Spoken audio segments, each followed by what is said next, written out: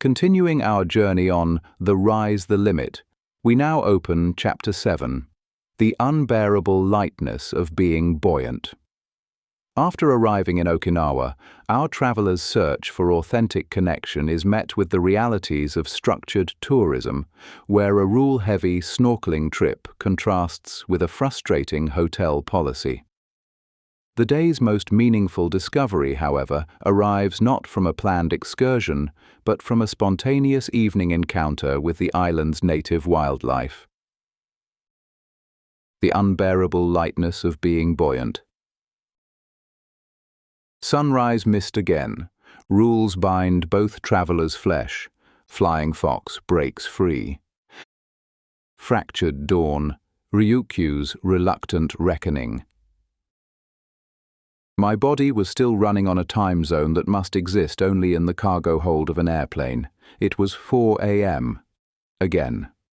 Having exhausted the known limits of staring at a hotel room ceiling, I decided to make myself artistically useful and capture the majestic Okinawan sunrise.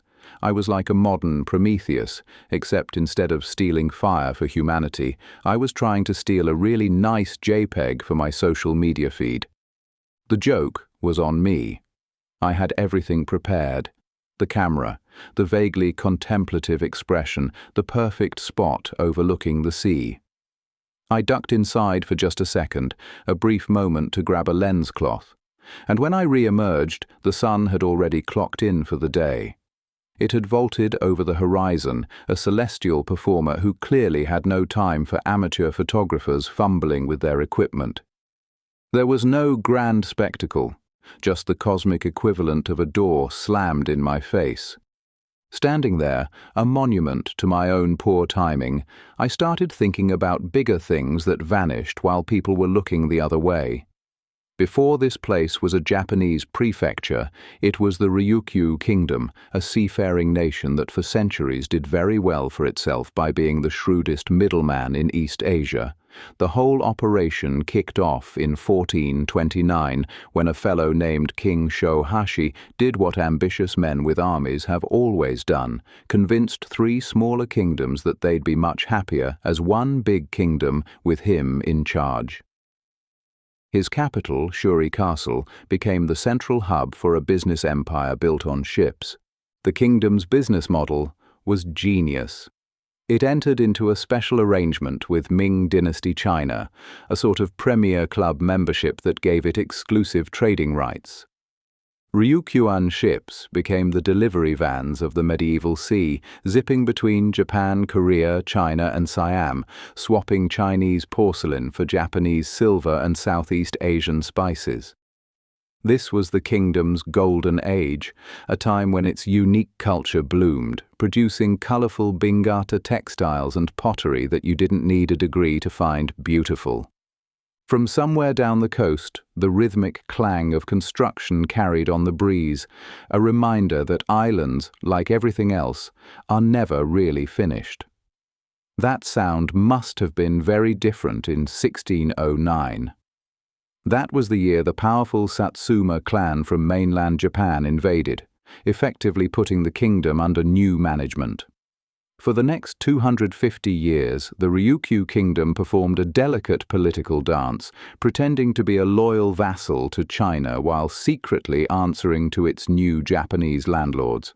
It was the geopolitical equivalent of telling both of your divorced parents you're staying at their house for the holidays, then spending the week in Tahiti, but even the best grifts come to an end.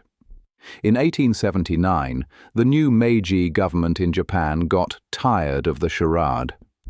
It formally dissolved the kingdom, pink-slipped the king, and renamed the island's Okinawa prefecture. An aggressive rebranding campaign followed, aimed at making the Ryukyuan people forget their own language and traditions. By the time World War II loomed, Okinawa was one of Japan's poorest regions, its population spilling out to find work in places as far away as Hawaii and Brazil. The entire kingdom, once a master of its own destiny, had been absorbed. Crimson Cliffs, Okinawa's compelled catastrophe. Having already failed to photograph its grand entrance, I decided to just sit and wait, giving it no excuse to sneak past me. The sky slowly brightened over an island that has seen more than its share of dawns, some beautiful, others biblical in their horror.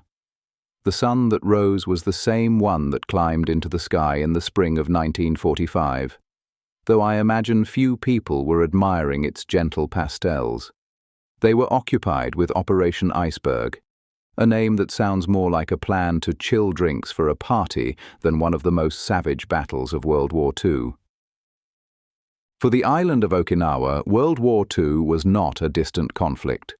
It was an apocalyptic event that unfolded in its fields and caves, forever searing the landscape and the memory of its people. The Battle of Okinawa, fought from April to June 1945, was the final, largest, and most brutal land, sea, and air battle of the Pacific War. A catastrophic clash that sealed the fate of the Japanese Empire and had a profound impact on the post-war world. Codenamed Operation Iceberg by the Allies, the invasion of Okinawa was a strategic necessity. The island was the last stepping stone for the planned invasion of mainland Japan. The Japanese 32nd Army, understanding they could not win, opted for a brutal war of attrition. They allowed the massive American force to land and then drew them into a series of deep, interlocking defensive lines in the south of the island, turning the landscape into a meat grinder. The fighting was savage, with American troops having to clear Japanese soldiers from a labyrinth of caves and fortified positions. The Okinawans called the battle Tetsu no Bofu, the Typhoon of Steel, for the unimaginable intensity of the shelling, bombing, and gunfire that rained down on their island. The greatest tragedy of the battle was borne by these civilians, caught between two powerful armies. An estimated 1/4 to 1/3 of the entire Okinawan civilian population perished. For 82 days, this island became a charnel house. The fighting was so ferocious, it made American military planners look at a potential invasion of mainland Japan and decide, you know what, let's explore other options. When the smoke cleared, the bill came due. Tens of thousands of American and Japanese soldiers were dead. But the real cost was paid by the Okinawans. Up to 1/3 of the entire civilian population, maybe 150,000 people, were gone. They weren't just collateral damage, they were a target. The Japanese military had launched a terrifying marketing campaign, convincing locals that American soldiers were horned devils who would commit unspeakable acts. The sales pitch was simple: suicide was a far more honorable and pleasant alternative to capture. It's one thing to hear a ghost story. It's another to have a uniformed official hand you a grenade and instruct you to use it on your family when the monsters arrive. Survivor accounts tell of soldiers ordering mass suicides, sometimes because a crying baby threatened to give away a position. On the islands of Tokashiki and Zamami, these became compulsory group events known as Shudan Jiketsu. It was a solution of breathtaking cruelty, a policy of self-destruction foisted upon people who simply had the misfortune of living on a strategic piece of rock. The war's cruelty wasn't confined to the battle itself. A year earlier, in August 1944, the Japanese government ordered an evacuation of Okinawan civilians to the mainland. A ship called the Tsushima Maru was loaded with passengers, including nearly 800 schoolchildren. The American submarine USS Bowfin, unaware of the human cargo, torpedoed it. Almost everyone on board perished. The Japanese government's response was to slap a gag order on the whole affair. In the interest of maintaining morale, the families of the dead were forbidden to even speak of the tragedy. It was a stunning act of bureaucratic evil. Your child is killed, and then you are silenced. Back on the mainland, companies like Mitsubishi and Kawasaki were busy churning out the tools for this carnage. They built the warships and the Zero fighters that defined Japan's military might, operating the machinery that powered the whole catastrophic enterprise. There is a small, quiet building in Naha called the Tsushima Maru Memorial Hall. It stands as a solemn, searing rebuttal to the official silence, a place to remember the faces of hundreds of lost children, their final sad story told. The long shadow of the last battle. Having just survived the apocalyptic math of World War II, where a quarter of the civilian population was subtracted from the island, Okinawans might have expected a brief period for, at the very least, catching their breath. Instead, the end of the war in 1945 felt less like a peace treaty, and more like the island was being put into receivership. The United States, having arrived with overwhelming force, decided to stick around. They brought with them democracy, spam, and a baffling new rule. Everyone now had to drive on the right side of the road. For the next 27 years, Okinawa became America's unsinkable aircraft carrier and forward operating broom closet, officially nicknamed the Keystone of the Pacific. This sounded very important, but in practice it meant the US military looked at Okinawa's map, drew circles around a huge portion of it and said, "Mine." Massive bases sprouted where villages had been, their fences a constant reminder of who was now in charge. Okinawans lived in a strange limbo, using US dollars to buy Japanese goods while trying not to get run over by Americans practicing their new right-hand driving. Eventually, the local population developed a powerful desire for the occupation to end.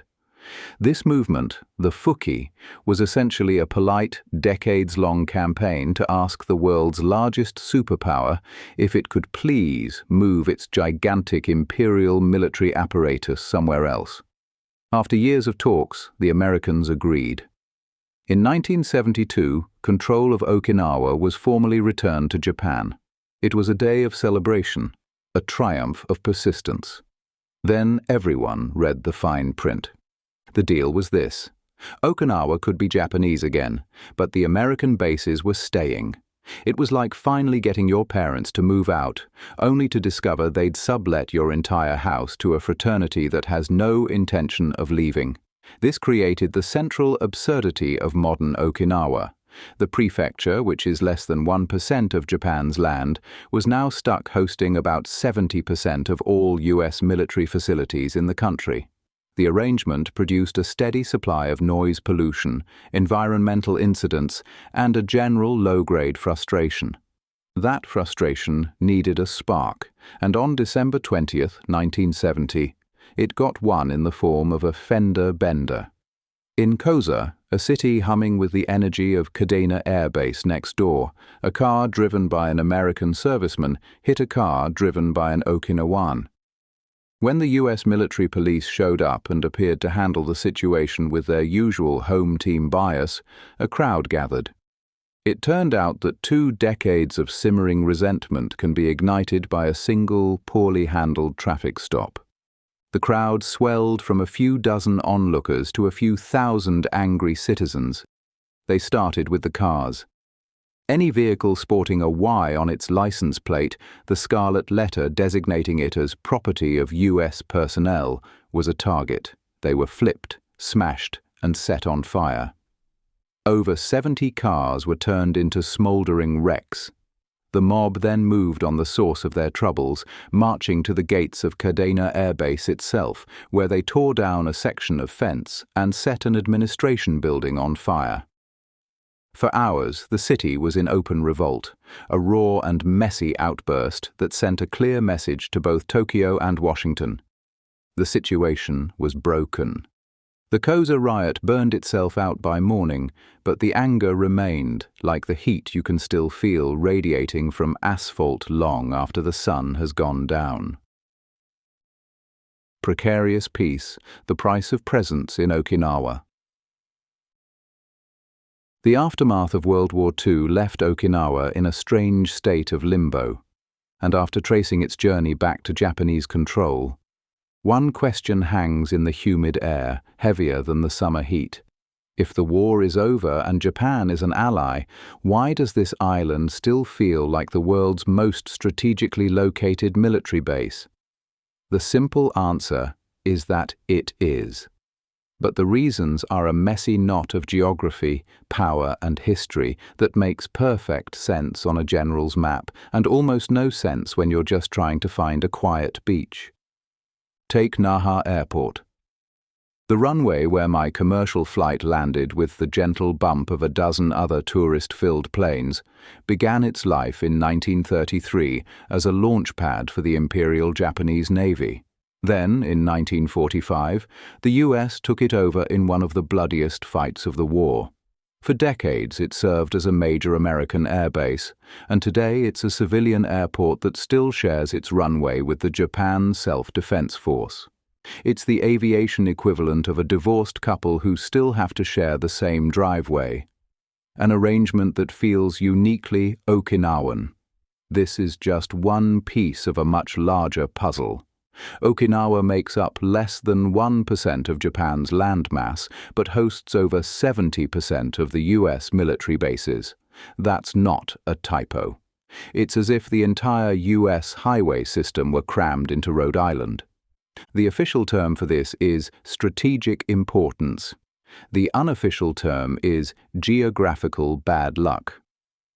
The Pentagon calls Okinawa the keystone of the Pacific, which is a high-minded way of saying it's an unsinkable aircraft carrier parked conveniently close to all of Asia's potential trouble spots.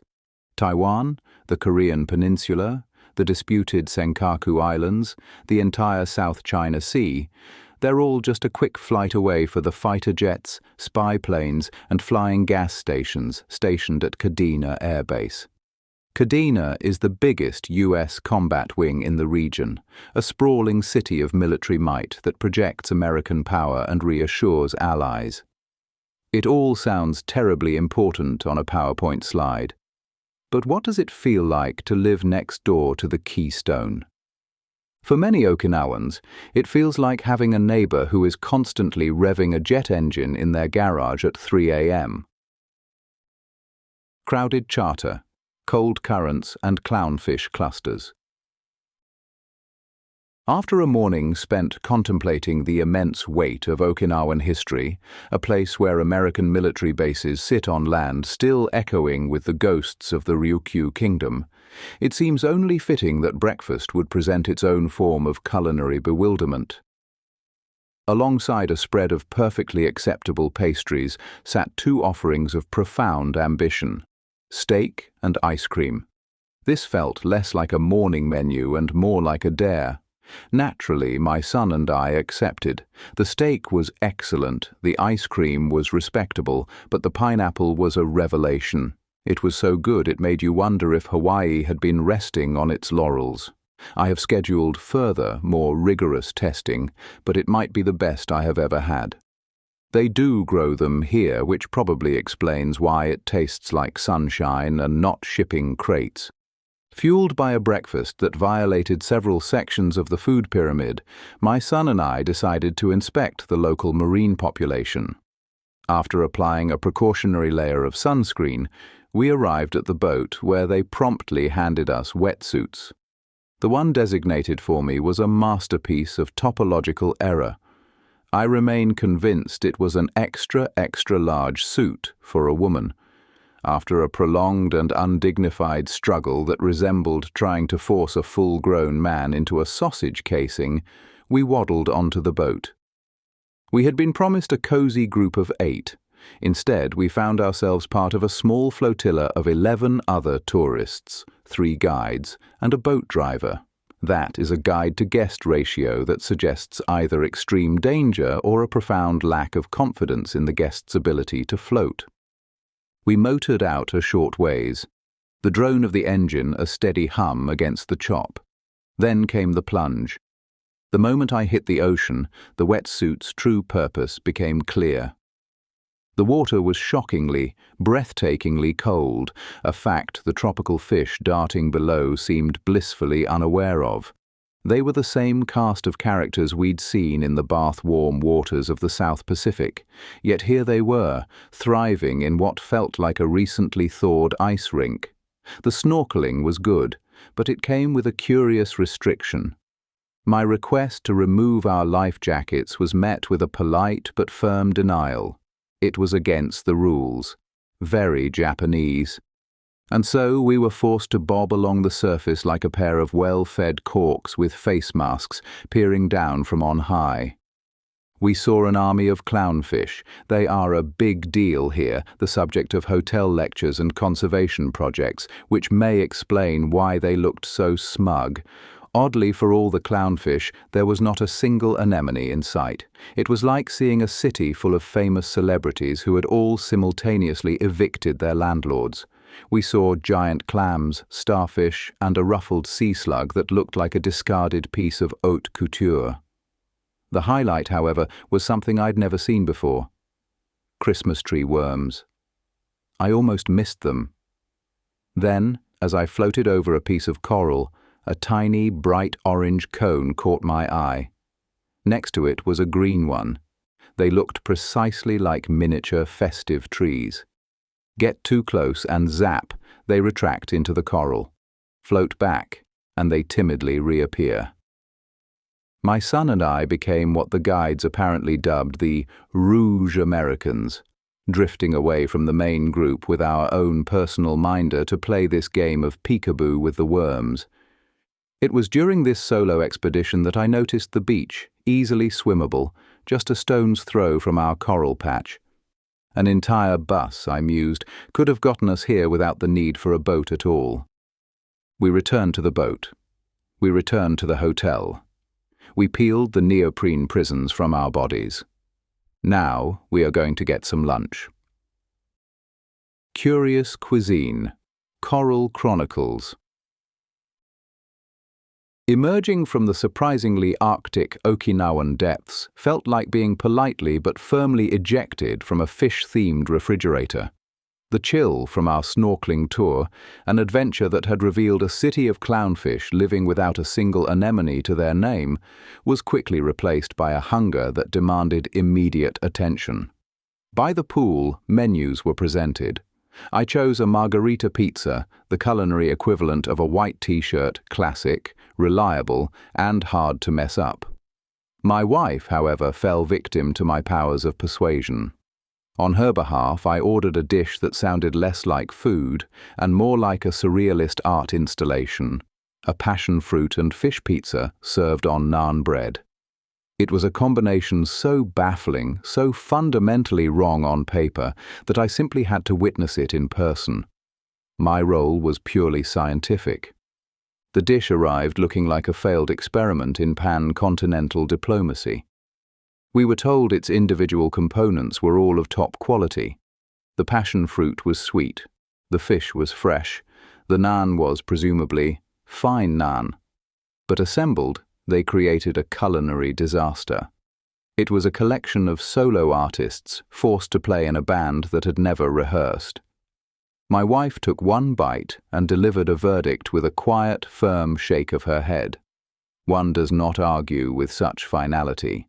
My margarita, for the record, was excellent. My son, a boy of simple, unshakable convictions, got curry. He always gets curry. With the gastronomic drama concluded, we sat by the pool and looked out at the coast. Okinawa, it turns out, is not just content with creating baffling fusion cuisine. It applies the same principle to its geology. The shoreline was dotted with bizarre rock formations, some shaped like giant stone mushrooms, another forming a delicate, improbable bridge. You might guess it's volcanic, but the truth is stranger. Most of southern Okinawa is built on something called Ryukyu limestone. This is not rock born of fire, but rock born of biology. It is the compacted, fossilized remains of millions of years of coral reefs, sea urchins, and other assorted marine creatures. You think you are looking at a landscape, but you are looking at a graveyard that becomes a landscape. This limestone is young and porous, what geologists call eogenetic cast, which is a fancy way of saying it dissolves easily. That's why these mushroom shapes exist. A harder layer of rock on top acts like a little hat, protecting the softer limestone neck underneath from the constant erosion of wind and waves. It is nature's most patient sculptor, taking a few million years to carve a joke. This same rock makes the island a stony sponge, riddled with caves that have preserved some of Japan's oldest human fossils. I stared at the natural bridge, a testament to millennia of slow, steady subtraction by the sea. Then I looked at my wife, who was staring at me, a testament to my recent speedy subtraction of her lunch order's credibility. It seemed prudent to change the subject, and maybe buy her a drink. Pier problems, from parrotfish to pool prohibitions. With my wife's experimental passion fruit and fish pizza now a receding and frankly traumatic memory, we turned our attention to the sea again. This time, however, we sought a method of observation that did not involve wetsuits, life jackets, or boats.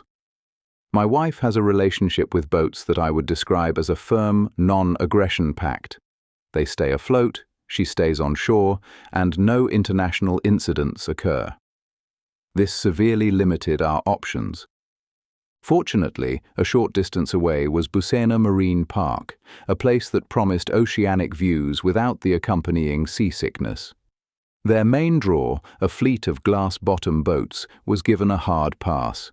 Instead, we were directed toward a long pier that jutted out to a tower, a strange white structure at the end of a 170-meter gangway that looked like a lighthouse that had given up and decided to become an elevator shaft.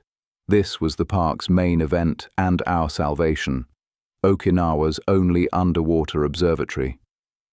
It's a clever setup, a neat way to see the fish without joining them in the surprisingly chilly water. For some reason, the whole long pier over the water reminded me of Busselton in Western Australia, just with more concrete and fewer sharks. Down we went, into a circular chamber 5 meters below the surface. Through a series of portholes, the reef came alive. We watched a school of parrotfish, in all their gaudy, iridescent glory, nibble at coral. Then a truly enormous pufferfish drifted into view, its fins paddling with a sort of lazy indifference. It hovered there, looking out at us with the supreme self-satisfaction of a man who has just successfully assembled a complex piece of furniture without looking at the instructions. It knew it was magnificent. My son, seeing an opportunity for direct engagement, acquired a small bag of fish food. The moment he opened it near a grate at the surface, the serene underwater ballet vanished. The area erupted into a churning chaos of eager aquatic mouths, a frenzy of fins and desperation. The image that immediately sprang to mind was that infamous video of Donald Trump visiting a sacred koi pond in Japan and, ignoring all decorum, simply dumping the entire box of food in at once. It was that kind of pandemonium, a sudden competitive madness that seemed rather out of place among the beautiful parrotfish. Our tour of the deep now complete, we surfaced and ambled toward the high-end hotel on the ridge. It looked like the kind of place you see in spy movies, all clean lines and expensive vistas. We thought about staying, specifically in one of their pavilion or terrace houses with a private pool. But a polite inquiry revealed a problem. Our 12-year-old son, a person who has navigated life for over a decade without incident, was apparently a liability too great for their insurance policy to bear. No kids under 13 in the pool villas. It had the familiar feel of our snorkeling trip, where we were forbidden from removing our life jackets to dive a few feet. We were once again on the outside looking in, wondering where on this island a family could find a place to stay that didn't view a one pre-teen as a walking catastrophe. Ryukyu roving, a fleeting fox in the fading light. So, what do you do when a luxury hotel effectively labels your 12-year-old son a public menace, barring you from the terrace house of your dreams over fears he might misuse a swimming pool? Having been denied the high life for the crime of procreation, we sought solace in the next logical place, the fluorescent, air-conditioned bosom of a 7-Eleven. This is the traveler's great equalizer, One minute you're picturing yourself sipping something expensive by a private pool, the next you're weighing the merits of shrimp-flavored chips versus seaweed-wrapped rice balls. We chose both. Laden with our consolation feast, we began the walk back. It was on this short journey that we met one of the locals, a creature hanging from a wire that looked like a small dog had tried to build itself a leathery hang glider. It was an Okinawan flying fox, a bat the size of a purse, regarding us with the serene indifference of a gargoyle. Seeing it made me wonder, what else comes out to play on this island after the sun goes down? As it turns out, quite a lot. A quick search revealed that my winged friend was a Pteropus dasymalus inopinatus, which is a very formal way of saying Okinawa's largest bat. This is apparently the headliner, but the island also has a whole roster of smaller bug-eating bats, specialists like the Yanbaru whiskered bat and the Ryukyu tube-nosed bat. And for anyone who enjoys caves and sudden lunges from the darkness, there's the Okinawa little horseshoe bat. The whole island, it seems, is a stage for a nightly chiropteran drama. This knowledge instantly reframed our pleasant evening stroll into a low-budget nature documentary where we were the soft, slow-moving snack food. Especially after learning about the habu snake, a venomous pit viper that is most active at night. Every rustle in the pandanus trees suddenly sounded less like a gentle sea breeze and more like a slithering assassin debating its life choices. Even the hermit crabs, scuttling about on what the sign had called important crab business, now seemed to be fleeing something sinister. We made it back to the room without being envenomated or carried off by a giant bat. The reward for our survival was the sunset. It was, unfortunately, filtered through a thick haze, which robbed it of any dramatic color and left it looking like a weak tea stain on the horizon. I took a few pictures, of course. They dutifully captured the vague, brownish glow, perfectly documenting the profound sense of anticlimax. It looked less like a tropical sunset and more like a picture of a tropical sunset that had been left out in the rain. It was not the day's worst disappointment. Serpent's sway, the peril and prestige of the pit viper. A 7-Eleven run and a brief encounter with a flying fox had been the extent of our evening's adventure. Back in the room, watching the sun set through a curtain of haze, a thought occurred to me. For every impressive winged creature you see, there are probably 5 less impressive non-winged ones you don't. And in Okinawa, the creature you really don't want to see is the habu. My curiosity, now fully weaponized by a Wi-Fi connection, led me down a rabbit hole of local pit vipers. It turns out habu is less a specific name and more a general threat assessment for several species of venomous snake. The headliner is the Okinawan habu, a creature that can reach over 6 feet long. It has a triangular head, the universal symbol for "I am not your friend," and the disposition of a DMV employee on the last Friday of the month. They are nocturnal, irritable, and possess a long reach, which are 3 qualities you never want to see combined in something that lives in rock walls and old tombs. A sudden, sharp rustle of a palm frond outside my window sent a jolt through my system. It was probably the wind. Probably. But my brain, now steeped in habu lore, was picturing a 6-foot serpent doing warm-up lunges. The habu has backup singers, of course. There's the princess habu, which is smaller but far more common, preying on frogs near creeks and ditches. Then there's the Taiwanese habu, an introduced species that reportedly escaped from an exhibition, which is a backstory that inspires precisely 0 confidence. This one eats bats, which meant my charming flying fox from earlier was on somebody's menu. The venom is hemotoxic, a clinical term for something that makes your blood and tissues fundamentally reconsider their purpose. A bite is a medical emergency, announced by 2 fang marks, immediate and intense pain, and swelling so rapid you can basically watch your limb inflate.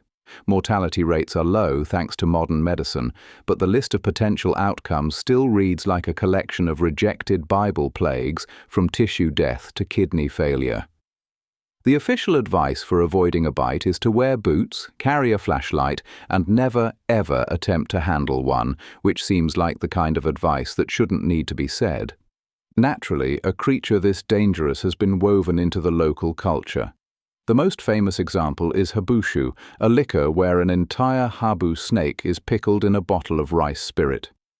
The alcohol neutralizes the venom, leaving you with a drink that is sold for its supposed vitality-boosting properties, and a potent snake ghost staring at you from the bottom of the bottle. It's a conversation starter if the conversation you want to start is about why you'd drink something that was recently inhabited. But even snake liquor pales in comparison to the habu's most unlikely claim to fame. During the Cold War, the U.S. Air Force stationed the SR-71 Blackbird, a Mach III+ spy plane, at Kadena Air Base. It was the most advanced aircraft on the planet, a sleek black marvel of engineering. The Okinawans took one look at its long, vaguely reptilian shape and nicknamed it Habu. The pilots loved it. They made patches. They painted snakes on the nose. I became fixated on this fact. The absolute pinnacle of aerospace technology, a machine that could outrun missiles, was affectionately named after a grumpy, venomous noodle that spends its nights hunting for rats. Our journey showed how the most genuine moments often defy the itinerary, much like the island's spirit persists just outside the lines drawn by foreign powers and tour guides. As we leave behind forced buoyancy and questionable culinary experiments, we're left to wonder how a place absorbs the very forces that tried to contain it, turning a history of occupation into a future flavor we can still taste today. If you enjoyed this journey, the complete travelogue is available right now as a Kindle book on Amazon, Shinkansen and Sensibility. And if you want to come behind the scenes and get bonus content, you can join my community on Patreon.